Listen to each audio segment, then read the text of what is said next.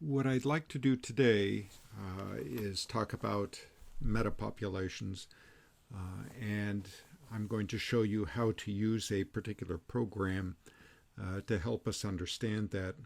Before we start talking about metapopulations, though, I want to make sure that everybody is up to speed on their demographic projection work.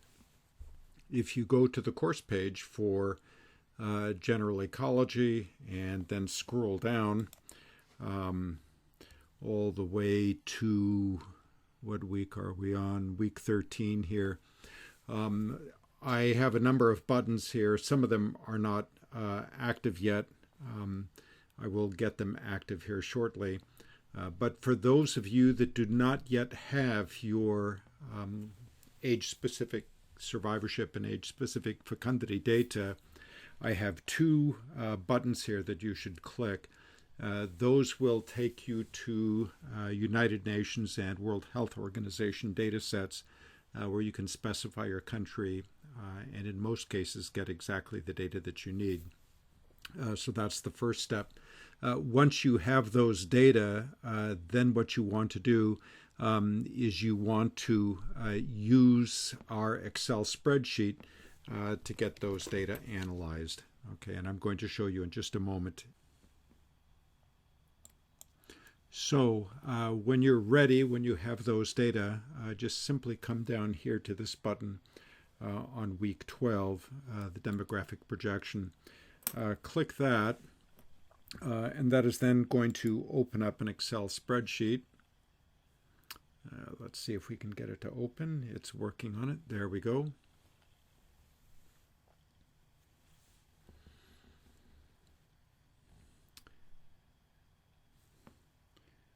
It's a large spreadsheet, so it takes a few moments. Okay, here is the spreadsheet, and let me make it a little bit smaller there so we can get more of a sense of what's going on. If you look at what's going on here, we have these age classes over here in column A defined. The 0-year-olds, the 1 to 5-year-olds, the 6 to 10-year-olds, and so on, all the way up to the 100-year age class. And then here, I've indicated the number that died in that age class. So out of however many it was, there were 1,791 here, whatever. I'll show you how to compute these probabilities in just a moment. But here then is the probability of survival, not the probability of death. So given that you're born, the probability that you see your first birthday for this data set is 99.8%. So this column is filled in like that. Notice that if you live to the age of 99, the probability that you'll see your 100th birthday is pretty darn good. It's 85%, so not bad. Of course, getting to the age of 89 or 99 is not trivial.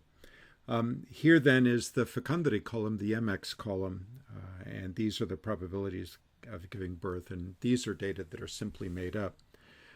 Here in this zeroth generation, or this zeroth time interval, we have a totally fake data set, so I have a totally even age distribution, so every age class has 100 individuals in it. That obviously isn't true anywhere on the planet. But for you with your data set, you can go ahead and use that. So what you're going to do is you're going to download this spreadsheet, and you're simply going to substitute your LX values for your country and your MX values for your country and leave everything else here alone. So this now is projecting what these look like from year to year. So all of the equations and everything have already been put in. All you have to do is just put in your original data. And we're simulating this over a period of, let's see, how many years do we go? Over a period of 170 years. And you'll notice that by the time you get to the 170th year, that you no longer have these nice even age classes. Okay. If we go down here to these various charts that are listed on the bottom, here you can see a graph that shows what the overall population growth is looking like. So on the y-axis is number of individuals in the population, and on the x-axis is time interval over this 170-year period. And you'll see when you look at that curve that it follows this nice exponential curve, just as you would have gotten had you used the exponential growth equation. Okay, so there is further confirmation that this age-structured population growth approach does give us pleasing results. Next, and this is what we are really interested in, is we're interested in the approach to the stable age distribution. So as you look at this graph, notice what happens. There are three age classes represented here, and I don't recall exactly what they are. I think they are the 0 to 30-year-olds, the 31 to 60-year-olds, and then the true gimpy geezers. I guess these up here are going to be the youngest age class, and these down here at the bottom are the oldest age class. So recall that we began with a totally even age distribution, and of course as the probability of survivorship and the probability of fecundity starts to play their effect, you'll notice that we very quickly end up with these very unstable sorts of curves. Notice that the behavior of each curve is the same. So there's this bump here after about 60 years in the gimpy old geezers. There's a bump here after about 30 years in the 30-year-old age class, and then there's this bump here after about 5 years in the youngest age class. But notice too that they oscillate initially, and then those oscillations begin to level out, so that by the time you get to 170 years, you're no longer getting those oscillations, and the system has come into a stable age distribution, and that, of course, is the ideal situation. So the United States is not yet at that point. There are some European countries that are at that point. And of course, there are third world countries that are at that point too. The fact that we are not at that point, we're somewhere in this area right here in the United States, that's simply because of the post-war baby boom, right, which resulted in an event like this. Okay. So what your assignment then is to simply get your data, insert your data into this spreadsheet, and then produce for me these two graphs, right? So I would like you to provide me with a table of your age-specific fecundity and survivorship, and then these two graphs. One here that shows the approach to the stable age distribution, and then this graph over here, there we go, this graph over here which shows what the overall population growth looks like. Very good. Let's go back now to our sheet. And over here on this side over here, I show you where you can compute what the probability of survivorship is. So all you have to do is, if you have a certain number of deaths per 10,000 or whatever it happens to be, you just put those numbers into this column right here, and that will then compute for you these probabilities of survival. So you can use this information over here to do that. So that simplifies your life relative to a rather significant degree. Okay, so that's one assignment that is going to be due before the end of the semester. The good news is that we have a couple of these assignments that count for a significant number of points, and that means the pressure on you for the final exam is significantly reduced, right? So we have one is your poster on the squirrel behavior. Second project is going to be a similar poster on the foraging behavior of the squirrels. And this demographic projection one will be yet another one. There will be one more, and that's what we're going to begin working on today. That assignment will be hopefully pretty easy, and we'll be working on that in class as well. Very good.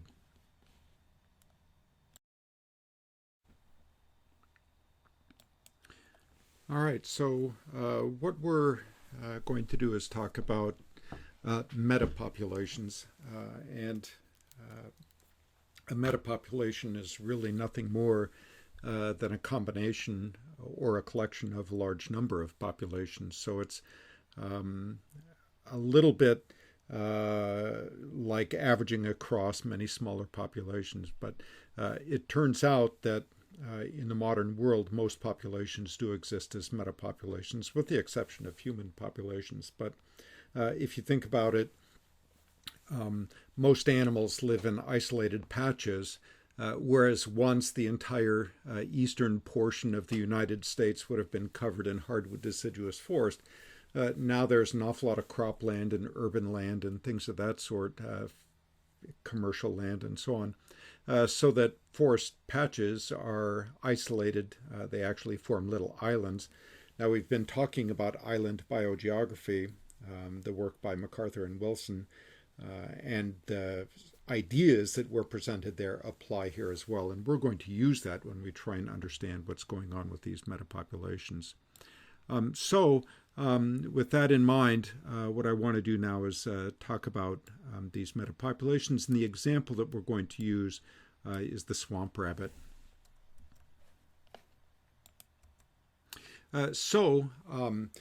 I'm not going to go through all of the mathematics and whatnot that we use to develop this work, but I would like to talk about swamp rabbits. Swamp rabbits are, at one time, were remarkably abundant in Missouri. As a matter of fact, before the 1930s, when modern agriculture took hold, essentially everything south of Cape Girardeau would have been swamp.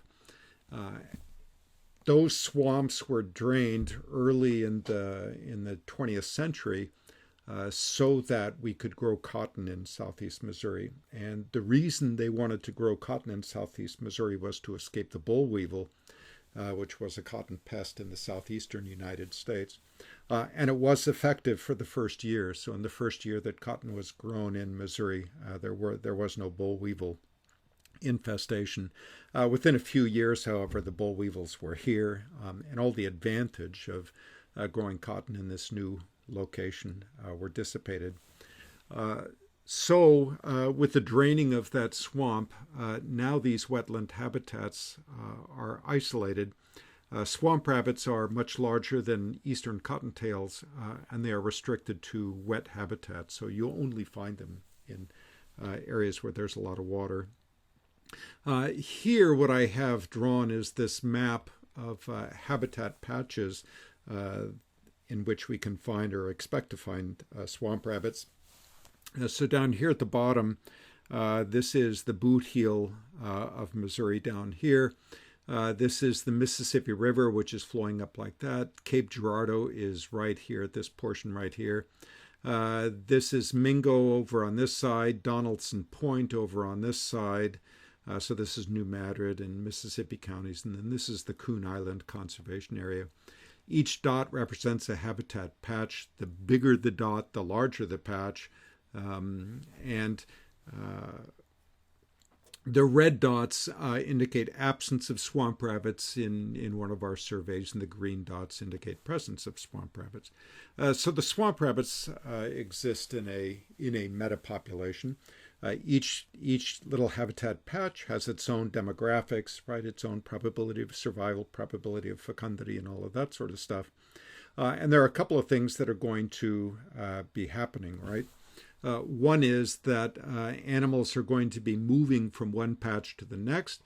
So we need to think about how connected these patches are and what the probability of immigration into a new patch is and what the probability of extinction is within a patch.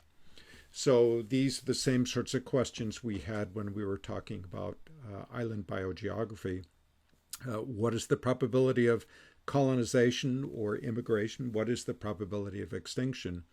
Obviously, a larger patch represents a bigger target, and it is easier to get into that patch. Of course, the more isolated it is, the farther it is from other patches, then the less likely it is to be colonized. We can look at all sorts of different equations for doing this, and we're not going to go through all of this. I am just going to say that there's an awful lot of work that statistical work that goes into developing these models. Fortunately for us, most of that work is going to be done via a computer program that is now available to us, and we're going to be using that computer program. But the things that we need to concern ourselves with are things like the intrinsic rate of extinction within a patch, how connected patches are, and importantly, what a dispersal kernel looks like. That is, how far can you reasonably expect a swamp rabbit to disperse from its natal area? I'm going to skip all of this material right here. Just let me point out a couple of things that are of direct interest to us. And the first here is this dispersal kernel. So K is the kernel, and that's really an index of how far the animal can disperse. How far can it move in its effort to get from one patch to the next? So D is distance, and then A is area. So notice exp. So this is an exponential function. So the greater the distance, right, the larger D is between two patches, then the less likely it is that the animal is going to disperse to that particular patch. And we can also note that we have this connectivity function, which if you look at it, also involves the dispersal kernel and area and so on. So I'm just showing you this to drive home the idea that dispersal and connectivity and all of that is a function of patch area and distance. We also have a colonization function and an extinction probability, and we're not going to go into all of the math of that. I just want you to know that we need to think about these things when we're talking about the demographics of these metapopulations. So your ability to colonize a different patch and the likelihood that you're going to go extinct within that patch. Notice here, for example, in the extinction probability, it is a function of patch area. Okay. And then we can do some clever little things. So these sort of rescue effects, and a rescue effect is simply this idea that if a patch goes extinct, that it is possible through a variety of means that patch is going to be recolonized, either by dispersal from another patch or as a function of some conservation agent or whatever reintroducing the species to that particular patch. But we do have this rescue effect that's embedded in there. So let's now compare what the distribution of swamp rabbits looked like back in 1992 and 2001. And these two graphs are flipped. Okay, so the one on the left is really from 2001 and the one on the right is really from 1992. And you can see that what happened in that intervening decade is that the swamp rabbits did much more poorly. So swamp rabbit populations have suffered since the early 1990s.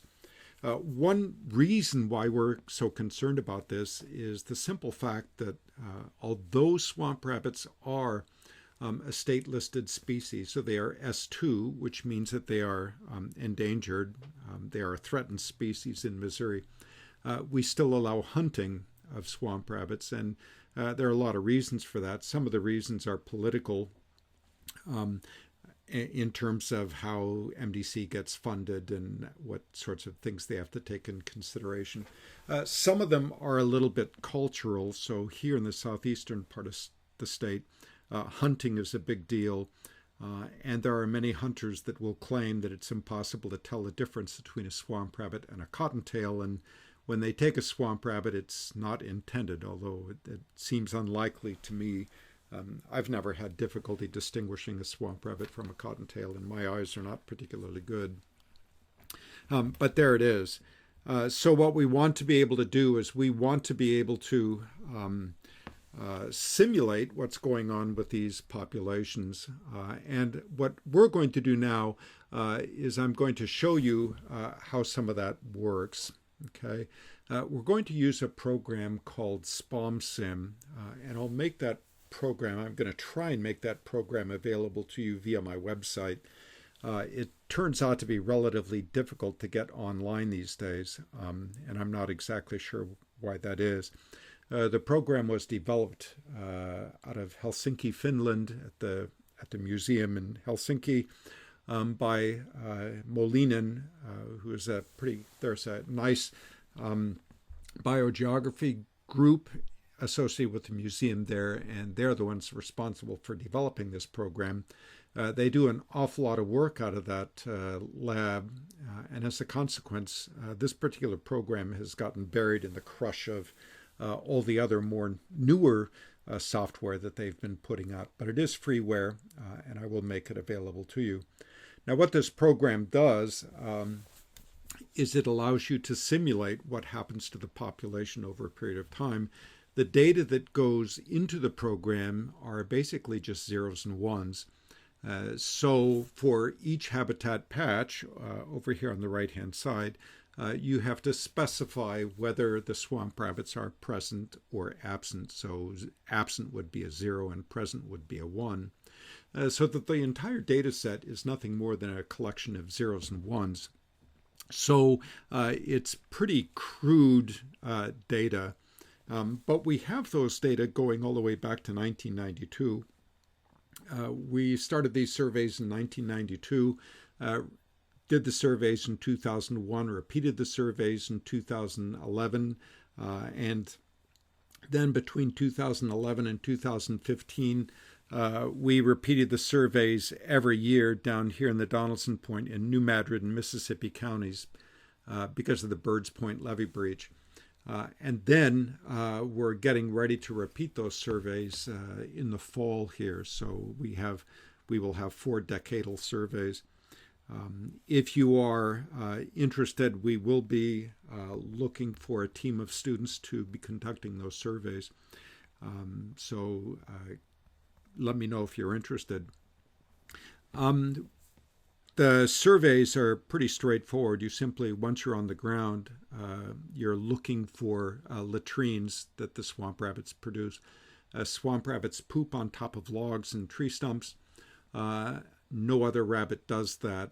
And the reason they poop on top of these logs is because, like all rabbits, they practice coprophagy. That is, they eat their own poop. And the reason they eat their own poop is because there are a lot of nutrients in there. They're eating a lot of cellulose. They don't have the enzymes necessary to digest the cellulose, so they eat it, poop it out. There's still a lot of cellulose in that poop. They come back after a couple of days, and the bacteria have worked on it, and then they send it through the GI tract a second time and extract additional nutrients. They put it on top of logs, unlike other bunnies, because they live in a wet habitat, and when the water comes up, their little turds are safe floating on the tops of these logs. So cottontails don't do that. At any rate, for each site, we get into the site, look for the latrines. If we find a latrine with swamp rabbit latrine, we score that as a 1 and leave the site, and we know that the swamp rabbits are present. If we don't find any latrines after an hour of searching or 2 hours of searching or 3 hours of searching in the biggest sites, we record that as a 0. So we then take this series of zeros and ones, and we then have to estimate what the dispersal kernel is and what the extinction probabilities are and so on. And once we've made those estimations, and those estimations, by the way, are made using regression techniques, and we'll talk a little bit about that later. But using those regression techniques, we are then able to simulate what happens to the population. And as you can see in the simulation here on the left-hand side, we started off with roughly 40% of the patches being occupied. And then over a period of 100 years, the system degrades.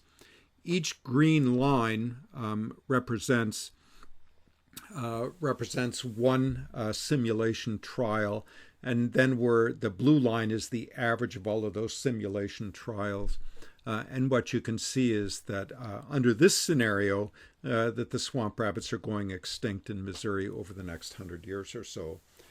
This is just one trial, and this is not the final word on the fate of the swamp rabbits. But that then is represented in the map that you see here on the right-hand side. So a red patch indicates absence of the swamp rabbits after the simulation, and the gray patches indicate partial presence. A green patch would indicate presence of the swamp rabbits. A very bright green patch indicates that they are good to go there. And when we do this, it turns out that when we repeat the simulation, it turns out that there are a number of patches where the probability of survival is actually very good. So here in this particular system, we see that we have a nice population of swamp rabbits here around Donaldson Point, another nice patch around Mingo, and then another patch down here around Coon Island.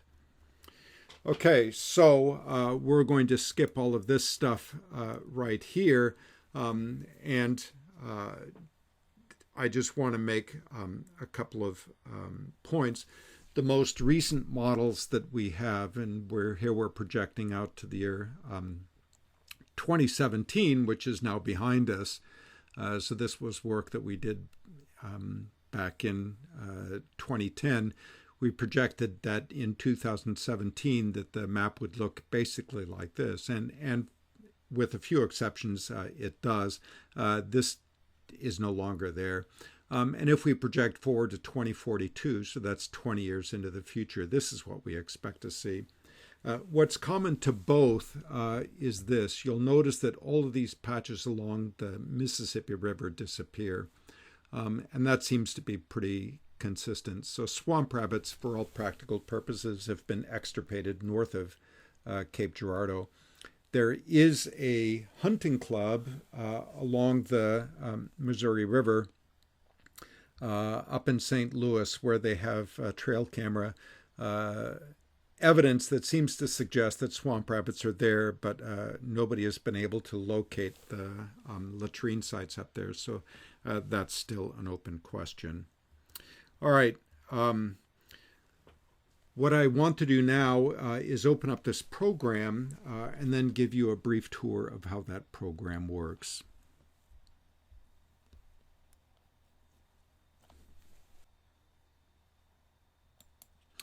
Okay, so here I've opened up the program. The icon for the program is this little square that you see down here where it says SPOM Sim. Okay, the little blue square with the green and the red dots in it. And as I said, I will make that available to you on my website. When you open this program up, what you end up with is a screen that looks like this. And you have a number of things that you have to do from the very beginning. The first is that you go to the Networks tab here and you have to load the network. And those are going to be files that have a PN file extension. I will make one of those PN file extensions, or PN files, those patch network files, available to you. I've already loaded one of those network files for you, and that's this one that you see right here. So I don't recall, this looks like it's from 2017. These are all of the sites that we visited back in probably 2010 or something like that. It's a little bit incomplete. There are some patches that we were unable to visit, and those have been excluded from this. So this is just patches that we visited. I would like to point out also that since then, we've had some GIS modeling and some satellite work that has suggested that swamp rabbits should be occupying this floodway ditch, which goes right down through the boot heel of Missouri. And since then, we've determined that, in fact, swamp rabbits are located along that ditch. But this is what we're going to be working with here. So that's what it looks like. And then what we want to do, so here we have the patch network that's loaded down here. And if you, whoops, come back. If you scroll all the way up to the top, here you can see what it looks like. So each patch is defined by some UTM coordinates, and then an area, and then a couple of other columns, and then presence or absence over a series of years.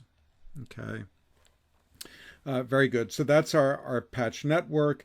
Then we're going to come over here to the model, and we're going to define our SPOM. SPOM stands for Spatial Patch Occupancy Model. And when we click on that and open it up, there are a number of parameters here that we can define. So the first is going to be this dispersal kernel at the top. We're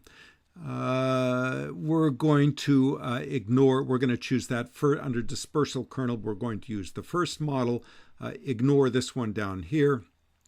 Connectivity function, we're going to select the first one. For colonization probability, we're going to use the last one. Intrinsic extinction probability, we will use the first one. And we're going to ignore those up there. Extinction probability with rescue effect, we will use that. And this stuff down here, we're going to ignore all of that. So just leave it at the default conditions, and you can then click OK. Okay, so we've now defined the SPOM. We now go over here to the simulation and click on that. We need to click the settings box. So here we can specify the number of runs that we want to do, and typically we'll do 100 replicates or something of that sort. And we can then specify what the time intervals are. So we want to do it over a 100-year time steps, or 100 time steps. Each time step is 1 year. And the simulation parameters, we can either use our current SPOM, the one that we've defined, and that's what we're going to do. We can also load a parameter list, and I'm going to make a parameter list available to you because, as you'll see in just a moment, this thing is going to crash horribly when we try to run it with the default parameters that we've put in. Okay, leave everything else over here just as it is, and then you can click OK. All right, so now simulation, we're going to go ahead and run it. And when we do that, you'll notice that the situation with that initial set of parameters doesn't turn out well.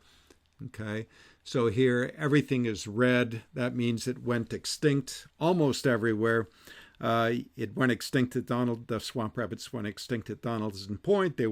They're still hanging on there in Mingo and Duck Creek, and then down here at Coon Island. Okay, let's go back to our model, define the SPOM. Let's change the dispersal kernel from 1 to 0.025.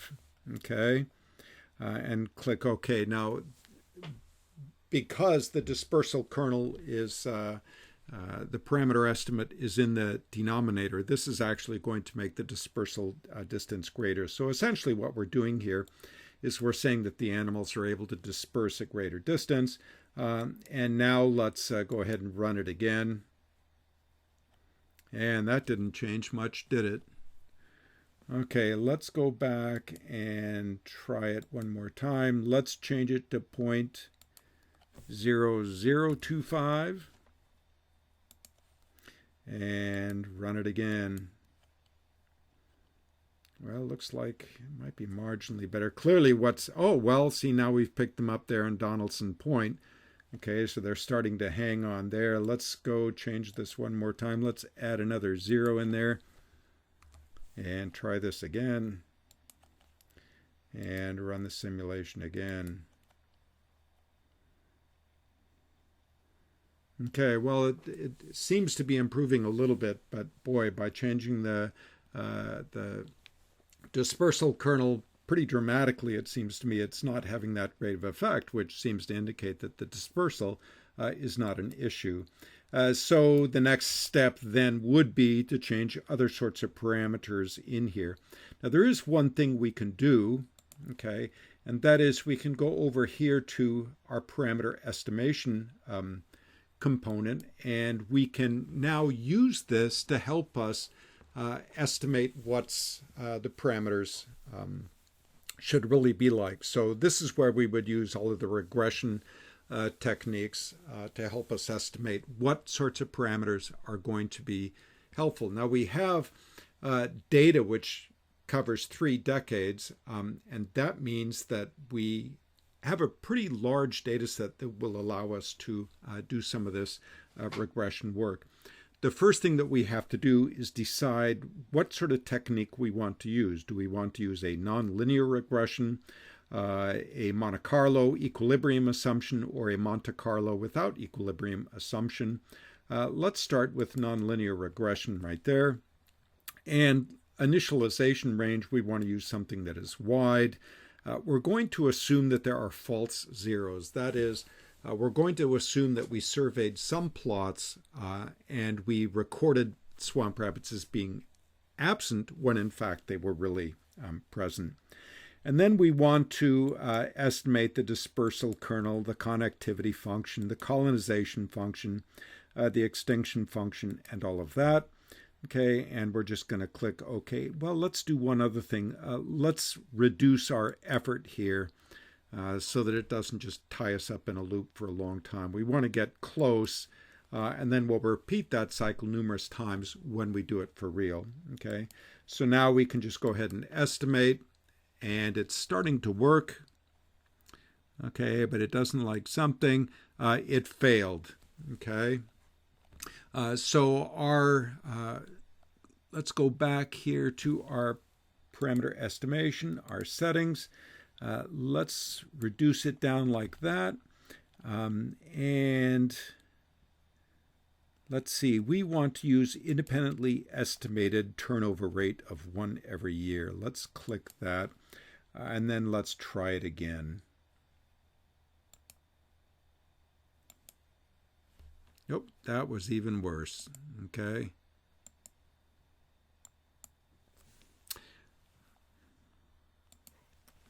Okay, let's go back and change our settings one more time. Let's go ahead and try it Monte Carlo without equilibrium assumptions, see if that helps us at all. And let's go ahead and estimate. All right, when it gives you this, that's a division by 0 error. And you will encounter that again and again and again. What I'm going to do for you is I'm going to work through this and come up with a set of parameter estimates that represent a good starting point, and then we'll use that as we try to come up with a reasonable projection for what the swamp rabbit metapopulation should be doing. More about that in lab. That's it for today. It's a lot of material to digest, but it's a nice starting point, and we still have enough time in this semester to make a good foray into this. So I will talk to you